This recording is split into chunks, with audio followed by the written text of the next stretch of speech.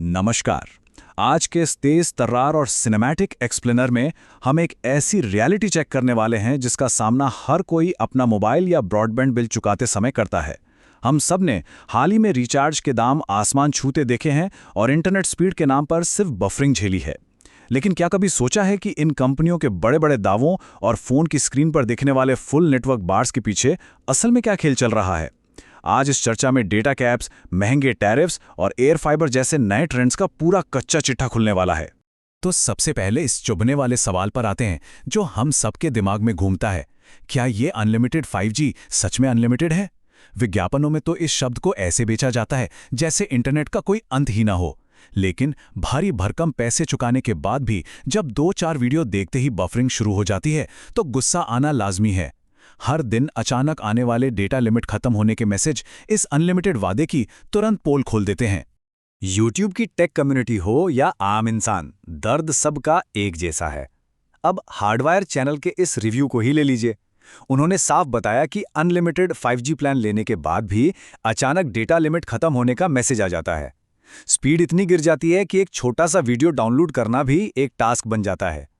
अब सोचने वाली बात यह है कि अगर प्लान अनलिमिटेड था तो ये बीच में लिमिट कहां से टपक पड़ी? और इसका जवाब छिपा है इस एक छोटे से नंबर में, 300 GB। दरअसल नियम और शर्तों के एकदम बारीक अक्षरों में एक कमर्शियल यूज कैप छुपा कर रखा जाता है। एयरटेल की पॉलिसी के मुताबिक अगर महीने में 300 GB से ज्यादा 5G डेटा इस्तेमाल हो गया तो उसे व्यावसायिक उपयोग मान लिया जाता है। और सबसे चौंकाने वाली बात, ये शर्त केवल उनके अपने डेडिकेटेड ऐप पर ही साफ तौर पर दिखाई देती है।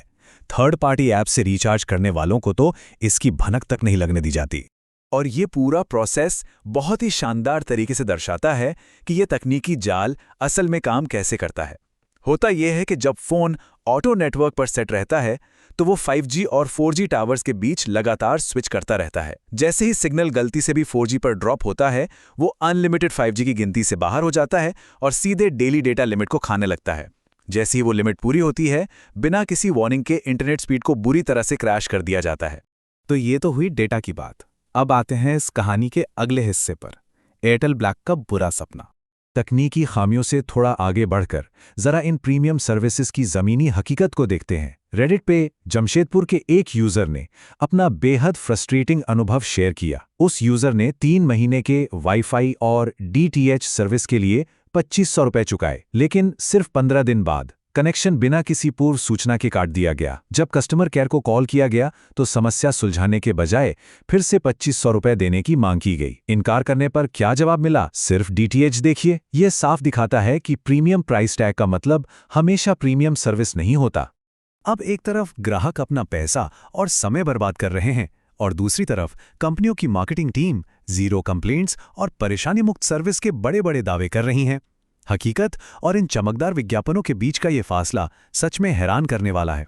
जब बेसिक सर्विस देने में ही इतनी भारी चूक हो रही है तो इन बड़े बड़े दावों पर कोई कैसे भरोसा करे? ओके, तो अब इस मुद्दे में थोड़ा गहराई से डाइव करते हैं और समझते हैं कि आखिर ये टैरिफ लगातार बढ़ क्यों रहे हैं। इस पूरी टैरिफ बढ़ोतरी और 11 से 25% तक के रिचार्ज हाइक को समझने के लिए बस इस एक इंडस्ट्री जार्गन को समझना बहुत जरूरी है। ARPU यानी एवरेज रेवेन्यू पर यूजर। बिल्कुल आसान भाषा में कहें तो ये वो पैमाना है जो बताता है कि कोई टेलीकॉम कंपनी अपने एक ग्राहक से हर महीने औसतन कितने रुपए निचोड़ रही है। डेटा लिमिट्स हों या प्राइस हाइक, ये सब इसी एक नंबर को ऊपर ले जाने के लिए किया जाता है। अगर हम आज के आंकड़ों पर नजर डालें तो जून तिमाही के अनुसार एयरटेल 250 रुपए के ARPU के साथ इस रेस में सबसे आगे दौड़ रहा है। जियो 208.8 पर है और वोडाफोन आइडिया यानी VY 165 रुपए पर संघर्ष कर रहा है। JP मॉर्गन और ICRA जैसे एनालिस्ट का बिल्कुल स्पष्ट मानना है कि कंपनियों ने अब मार्केट शेयर की लड़ाई छोड़ दी है। उनका पूरा फोकस अब सिर्फ और सिर्फ अपने मुनाफे और 5G के मोनेटाइजेशन पर है। और इन सब का अल्टीमेट टारगेट है ये जादुई नंबर, 300 रुपए। एयरटेल ने तो खुले तौर पर यह कह दिया है कि भारत में टेलीकॉम बिजनेस को टिकाए रखने के लिए उन्हें हर यूजर से औसतन कम से कम 300 रुपए कमाने ही होंगे। बर्नस्टीन की रिपोर्ट भी इशारा करती है कि 2027 तक इसी आंकड़े तक पहुंचने की पूरी तैयारी है। और बस इसी टारगेट को हिट करने के लिए लगातार हमारी जेबों पर रिचार्ज प्लान्स का बोझ बढ़ाया जा रहा है। अब सवाल ये उठता है कि इन बड़ी कॉरपोरेट रणनीतियों का प्रीपेड और पोस्टपेड बिल पर आज के समय में क्या असर पड़ रहा है। चलिए इसका एक रियलिटी चेक करते हैं। अब यहाँ जो आंकड़े हैं उनमें सबसे दिलचस्प बात ये निकल कर आती है कि सबसे सस्ते एंट्री लेवल प्लान्स जो कभी 1 GB डेटा प्रतिदिन दिया करते थे, वो अब जादुई तरीके से लगभग गायब हो चुके हैं। रिलायंस जियो और एयरटेल दोनों ने ऐसे सस्ते प्लान्स को किनारे कर दिया है। आज अगर 28 दिन की वैलिडिटी चाहिए तो आपको सीधे 1.5 GB या 2 GB वाले महंगे प्लान्स की तरफ धकेल दिया जाता है। और सिर्फ इतना ही नहीं, जेपी मॉर्गन के एनालिसिस से एक और हैरान करने वाला सच सामने आया है। कंपनियों ने बहुत ही चालाकी से 5G के चारों तरफ एक पेवॉल खड़ा कर दिया है। पहले छोटे प्लान्स पर भी 5G आसानी से मिल जाता था, लेकिन अब नियम बदल गए हैं। अनलिमिटेड 5G चाहिए तो 1.5 GB प्रतिदिन वाले प्लान्स भूल जाइए। अब कम से कम 2 GB वाले प्रीमियम प्लान्स लेने ही होंगे। इसका सीधा सा मतलब ये है कि 5G इस्तेमाल करने वालों के खर्च में छुपके से करीब 46% का भारी इजाफा कर दिया गया है। दूसरी तरफ पोस्टपेड वालों के लिए फैमिली प्लान्स वाली स्ट्रैटेजी बिछाई जा रही है।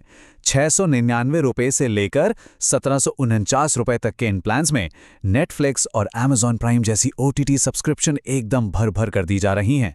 इसके पीछे का मकसद बहुत ही साफ है, पूरे परिवार को एक ही बिलिंग सिस्टम में लॉक कर देना। क्योंकि एक बार जब पूरा घर एक ही नेटवर्क से जुड़ जाता है तो किसी और कंपनी में पोर्ट करना या नेटवर्क छोड़ना लगभग नामुमकिन सा हो जाता है। चलिए मोबाइल टैरिफ से थोड़ा आगे बढ़ते हैं। टेलीकॉम कंपनियों का अगला बड़ा मैदान अब आपके घरों के अंदर है, एयर फाइबर। आजकल एयर फाइबर शब्द की मार्केटिंग बहुत जोरों पर है। तकनीकी भाषा में इसे FWA यानी फिक्स्ड वायरलेस एक्सेस कहते हैं। आसान शब्दों में समझें तो इसमें सड़कों को खोदने या लंबी लंबी तारें बिछाने का कोई झंझट नहीं होता। ये सीधे 5G मोबाइल नेटवर्क का इस्तेमाल करके आपके राउटर तक हाई स्पीड इंटरनेट पहुंचाता है। बस डिवाइस को प्लग इन कीजिए और नेक्स्ट जेन ब्रॉडबैंड चालू। जब बात जियो और एयरटेल के एयर फाइबर को आपस में भिड़ाने की आती है तो कैशिफाई के विश्लेषण के अनुसार दोनों के अपने अपने फायदे हैं। अगर बहुत ज़्यादा स्पीड मतलब 1 Gbps तक की पावर और ढेर सारे फ्री OTT ऐप्स चाहिए तो जियो एक बहुत ही तगड़ा विकल्प है। लेकिन वहीं दूसरी तरफ अगर लगातार स्थिर स्पीड चाहिए, ऑनलाइन गेमिंग के लिए कम लेटेंसी चाहिए और एयरटेल ब्लैक के साथ एक सीमलेस इंटीग्रेशन चाहिए तो एयरटेल एक्सट्रीम एयर फाइबर बाजी मार ले जाता है। प्राइसिंग की बात करें तो बेसिक प्लान्स कुछ ऐसे दिखते हैं।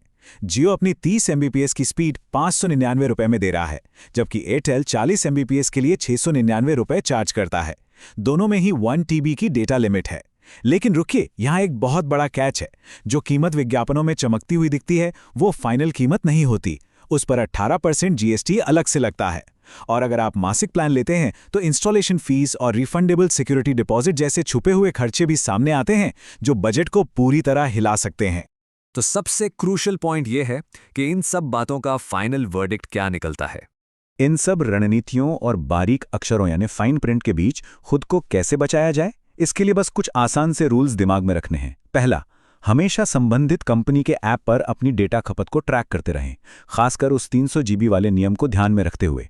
दूसरा, 5G इस्तेमाल करते समय फ़ोन की सेटिंग्स में 4G पर ड्रॉप होने वाले डेटा ट्रैप को लेकर एकदम सतर्क रहें। तीसरा, एयर फाइबर या नया ब्रॉडबैंड चुनते समय सिर्फ विज्ञापन वाली कीमत नहीं बल्कि GST और इंस्टॉलेशन कॉस्ट जोड़कर फाइनल बजट बनाएं। और सबसे ज़रूरी, फैमिली प्लान्स के चक्रव्यूह में तभी फंसें जब वाकई उन सारी OTT सब्सक्रिप्शंस की असल जिंदगी में ज़रूरत हो। अंत में ये पूरा एक्सप्लेनर हमें एक बहुत ही गहरे सवाल पर लाकर खड़ा करता है। क्या सिर्फ अनलिमिटेड और जीरो कंप्लेंट जैसे खोखले वादों के लिए पैसे चुकाए जा रहे हैं या वास्तव में वैसी परफॉर्मेंस मिल रही है जिसकी हमें दरकार है? इस पूरी चर्चा ने एक बात तो शीशे की तरह साफ कर दी है कि टेलीकॉम की दुनिया में जो सामने से दिखता है वो हमेशा पूरी सच्चाई नहीं होती। इस एनालिसिस के अंत तक बने रहने के लिए बहुत बहुत धन्यवाद। अगर इस जानकारी ने आपको कंपनियों के इस खेल को थोड़ा बेहतर समझने में मदद की है तो वीडियो को लाइक जरूर करें, कमेंट सेक्शन में अपने पर्सनल टेलीकॉम एक्सपीरियंसेस शेयर करें और ऐसे ही जबरदस्त फैक्ट बेस्ड एक्सप्लेनर्स के लिए सब्सक्राइब करना बिल्कुल ना भूलें।